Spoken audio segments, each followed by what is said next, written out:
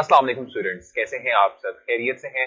Student, आज का जो लेक्चर है इसमें हम डिस्कस करें क्योंकि हम बहुत दफा बात कर चुके हैं इक्विलिब्रियम कांस्टेंट के एतबार से। तो इक्विलिब्रियम कांस्टेंट की एप्लीकेशंस की हमने डिस्कशन आज से कैरी करनी है, यानी इंपॉर्टेंस की बात करनी है।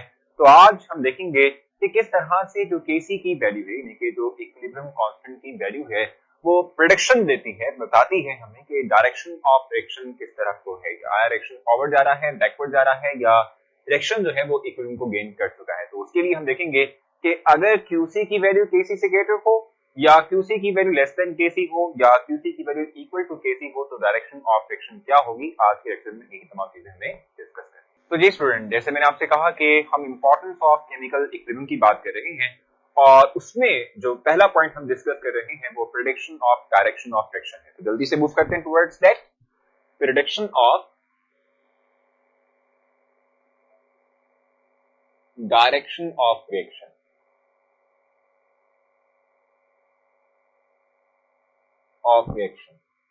तो अब किस तरह से हम प्रेडिक्ट करेंगे रिएक्शन की डायरेक्शन को by using KC equilibrium constant value, ये भी हमने देखना है। तो अगर हम बात करें केसी की, तो मैं पहले भी बता चुका हूं आप लोगों को, पहले भी हम काफी दफा डिस्कस कर चुके हैं कि केसी का मतलब होता है ratio of concentration of product over reactant, ठीक है। और ये हमने बात डिस्कस की है कि for just only reversible type of friction he attain हो सकती है ये कंडीशन, ठीक है। अब हमें ये देखना है कि जब हम बात करते हैं किसकी prediction of direction of friction की, अगर हम बात करते हैं, ठीक है, तो उसमें केसी किस तरह से इन्वॉल्व होगा। एक एग्जांपल ले लेते हैं और इसे समझने की कोशिश करते हैं। जैसे for example if we react hydrogen with iodine, ठीक है, तो हम ये बात कहते हैं कि हाइड्रोजन और आयोडीन के रिएक्शन के थ्रू हमारे पास क्या बनता है, we always get hydrogen iodide, ठीक है। एंड फॉर दैट रिएक्शन हमारे पास जो है लिटरेचर में, यानी कि बुक के अंदर जो केसी की वैल्यू इसकी गिवन है, वो भी हम लिख लेते हैं यहाँ पर कि केसी की जो इसकी वैल्यू है वो है क्या है भी 57 है, ठीक है। केसी की वैल्यू आपकी बुक के अंदर जो गिवन है वो है 57, और ये है एट टेम्परेचर हम अगर देखें तो 700 के यानी केल्विन, ठीक हो गया। ये बहुत इंपॉर्टेंट है, याद रखना, ठीक है, कि जब आप टेम्परेचर की वैल्यू को चेंज कर देते हैं तो केसी की value for reversible reaction change हो जाती है। केसी की वैल्यू डिपेंड ही जो है टेम्परेचर के ऊपर कर रही होती है। टेम्परेचर को आपने चेंज किया, केसी की वैल्यू जो है किसी रिएक्शन के लिए चेंज हो जाएगी, ठीक हो गया। तो इसलिए आप देख रहे हैं कि हमने केसी की value for this reaction right की, साथ में मेंशन भी किया कि टेम्परेचर कौन सा था जिस पर हमने केसी वैल्यू फाइंड आउट की है, ठीक हो गया। अब देखो केसी की वैल्यू आपको पता है, लेकिन अगर आप लेट्स सपोज एक्सपेरिमेंट कर रहे हैं एक लैब के अंदर, और आप देखना चाह रहे हैं कि क्या रिएक्शन जो है वो कंप्लीट हो चुका है। कंप्लीट से मुराद ये है कि क्या उसके अंदर इक्विलिब्रियम कंडीशन आ चुकी है, या रिएक्शन फॉरवर्ड जा रहा है, या रिएक्शन बैकवर्ड जा रहा है। ये कंडीशन यानी डायरेक्शन आपने प्रेडिक्ट करनी है। तो किस तरह से आप कर सकेंगे, आप करेंगे ये कि जो आपने रिएक्शन चैम्बर लिया हुआ जिसमें कि रिएक्शन आप करवा रहे हैं, जिसमें आपने हाइड्रोजन आयोडीन को इंसर्ट किया हुआ, जिसमें कि इन्होंने रिएक्ट करना है, फाइनल प्रोडक्ट बनाना है, ठीक है। आप उसमें से किसी टाइम टी के ऊपर, यानी कोई भी एक आप कह लें कि इंस्टेंटेनियस टाइम, को भी एक जो है टाइम आपने एक रिएक्शन स्टार्ट किया, 5 second, 10 second, 15 second, 1 minute, 2 minute, 3 minute, किसी भी टाइम के ऊपर जो है आप एक सैंपल लेते हैं उस रिएक्शन चैम्बर में से, ठीक है, और उस सैंपल के अंदर एनालाइज करते हैं कि कंसंट्रेशन ऑफ रिएक्टेंट्स क्या है और कंसंट्रेशन ऑफ प्रोडक्ट क्या है, ठीक है। लेट्स सपोज हम कहते हैं कि एट टाइम टी हम देखना चाह रहे हैं, हमने सैंपल ले लिया और सैंपल में देखना चाह रहे हैं कि ये जो कंसंट्रेशन है, ठीक है, ये रिएक्शन चैम्बर के अंदर रिएक्टेंट की और प्रोडक्ट की वो क्या है, ठीक है।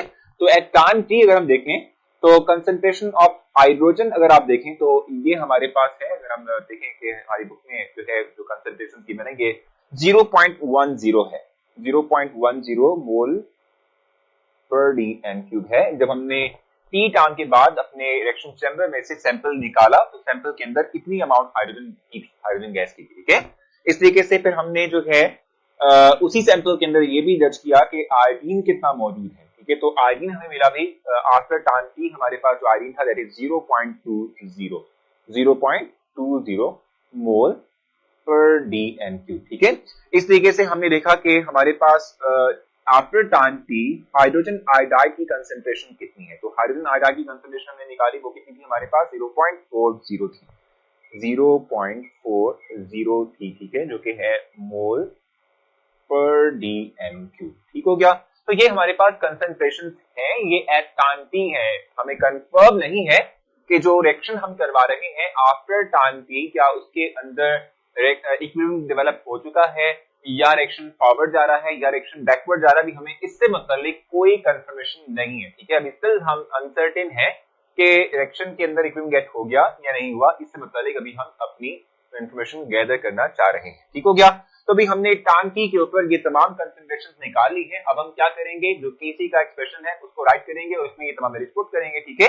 अब हम इसको केसी नहीं कहेंगे, हम यहाँ पे जो टर्म यूज करेंगे वो होगी क्यूसी, ठीक है। इसको रिएक्शन कोशेंट कहते हैं। ये क्यूसी हमारे पास क्या है, इसको कहते हैं रिएक्शन कोशेंट। और रिएक्शन कोशेंट का मतलब ये होता है कि हमें पता नहीं है कि रिएक्शन के अंदर इक्विलिब्रियम डेवलप हो चुका है, ये रिएक्शन फॉरवर्ड जा रहा है, ये रिएक्शन बैकवर्ड जा रहा है, हम अनसर्टेन है इस बारे में, ठीक है। इसलिए हम केसी एग्जैक्ट राइट नहीं करेंगे, क्यूसी राइट करेंगे, रिएक्शन कोशेंट राइट करेंगे। अब क्यूसी की वैल्यू को हम कंपेयर करेंगे विद द लिटरेचर वैल्यू जो कि बुक के अंदर ऑलरेडी हमारे पास मौजूद थी फॉर दैट रिएक्शन, उससे हम कंपेयर करेंगे और देखेंगे कि क्या ये वैल्यू इससे इक्वल है या कम है या ज्यादा है, जिसकी बेस पे हम बताएंगे कि रिएक्शन फॉरवर्ड जा रहा है, बैकवर्ड जा रहा है या क्या हो रहा है, ठीक है। तो अगर आप देखें तो हम कहते हैं भाई क्यूसी को कैसे हम फाइंड आउट करेंगे, हम कंसंट्रेशन ऑफ प्रोडक्ट ऊपर राइट करेंगे, कंसंट्रेशन ऑफ प्रोडक्ट ऊपर राइट की जाएगी, भी हाइड्रोजन आयोडाइड की कंसंट्रेशन ऊपर आ जाएगी एट टाइम टी, ठीक है।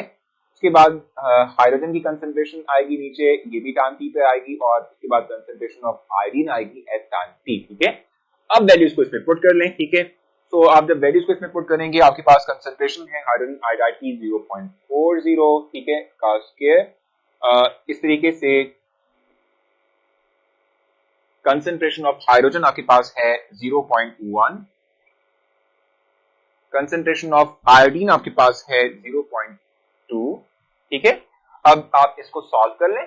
इसको आप सॉल्व करेंगे, you will and up with QC value जो कि हमारे पास होगी 8, ठीक है। 8 हमारे पास क्यूसी वैल्यू है जो कि हम निकालेंगे जब आप इसको सॉल्व करेंगे।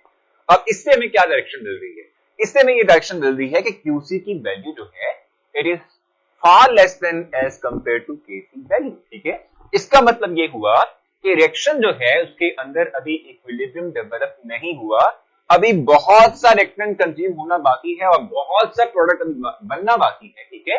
क्योंकि प्रोडक्ट बनेगा जब हमारे पास एक फ्रैक्शन की वैल्यू की हम बात करें और हम चाहते हैं कि फ्रैक्शन की वैल्यू बढ़े, इंक्रीज हो, तो फ्रैक्शन की वैल्यू कब इंक्रीज होती है, तब बढ़ती है कि जब उसके नोमिनेटर की वैल्यू जो है बढ़े, इंक्रीज करे और डिनोमिनेटर की वैल्यू कम हो, ठीक है। तो नोमिनेटर की वैल्यू कब बढ़ेगी और डिनोमिनेटर की वैल्यू कब कम होगी, कि जब रिएक्टेंट कंज्यूम होंगे और प्रोडक्ट हमारे पास इंक्रीज होगा, उसकी कंसंट्रेशन बनेगी, उसकी कंसंट्रेशन डेवलप होगी, ठीक है। तो हम ये चाहते हैं अगर जो कि क्यूसी जो है वो केसी के इक्वल हो, तो कैसे होगा कि रिएक्शन फॉरवर्ड जाए। इट मींस के ये क्यूसी वैल्यू ये प्रेडिक्ट कर रही है क्योंकि लेस देन है केसी के, तो हम कहते हैं कि रिएक्शन जो है अभी बहुत फॉरवर्ड जाना बाकी है, अभी बहुत सी अमाउंट ऑफ फ्रैक्शन ने कंज्यूम होना है ताकि वो मजीद प्रोडक्ट बनाए, ताकि क्यूसी की वैल्यू इक्वल हो सके केसी के, ठीक है। तो इस तरह से हम किसी भी जो रिवर्सिबल टाइप ऑफ फ्रैक्शन है उसकी जो आपके लिए कि जो सिर्फ है, जो डायरेक्शन है, उसको हम प्रेडिक्ट कर सकते हैं, बता सकते हैं कि एग्जैक्टली रिएक्शन किस तरफ जा रहा है, ठीक है। अब किस तरह से बताएंगे कि whenever we have QC value less than KC, तो हम कहते हैं कि रिएक्शन जो है वो फॉरवर्ड मूव करेगा ताकि वो आपके लिए कि गेन कर सके किसको, केसी की वैल्यू को, ठीक है। रिएक्शन फॉरवर्ड मूव करेगा when QC is less than KC, ठीक है। हाँ, जब हमारे पास क्या होगा कि क्यूसी की वैल्यू ग्रेटर देन केसी हो जाएगी, उस सूरत में हम कहेंगे रिएक्शन बैकवर्ड आएगा। बैकवर्ड क्यों आएगा, क्योंकि अब जो आपकी क्यूसी वैल्यू है बढ़ चुकी है, और अगर क्यूसी वैल्यू बढ़ गई है तो आपको क्यूसी वैल्यू को कम करना है। कैसे कम करेंगे कि आप डिनोमिनेटर की वैल्यू बढ़ाएं, और डिनोमिनेटर की वैल्यू कैसे बढ़ेगी, जब आप कंसंट्रेशन ऑफ रिएक्टेंट्स को बढ़ाएंगे तो रिएक्शन बैकवर्ड की सूरत में जाएगा, ठीक हो गया। और अगर आपके पास ऐसा होता है कि क्यूसी की वैल्यू एग्जैक्ट केसी के इक्वल हो जाती है, तो उस सूरत में हम कहते हैं कि इक्विलिब्रियम डेवलप हो चुका है, इक्विलिब्रियम आ चुका है हमारे पास, ठीक है। इक्विलिब्रियम कंडीशन जो है वो डेवलप हो चुकी है in a reversible type of reaction, और रिएक्शन जो है वो अगर डायनामिक है या भले स्टैटिक है, दोनों सूरतों में जितना प्रोडक्ट बनना था वो बन चुका है, उससे बियॉन्ड अब नहीं बनेगा, ठीक है।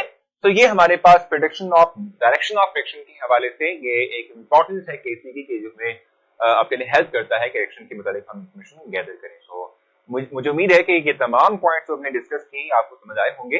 स्टिल आपको लगता है कि कंफ्यूजन है, आप मुझसे पूछ लें, मैं आपको जरूर रिस्पॉन्स दूंगा। अपना ख्याल रखें, नेक्स्ट लेक्चर मुलाकात होगी, तब तक के लिए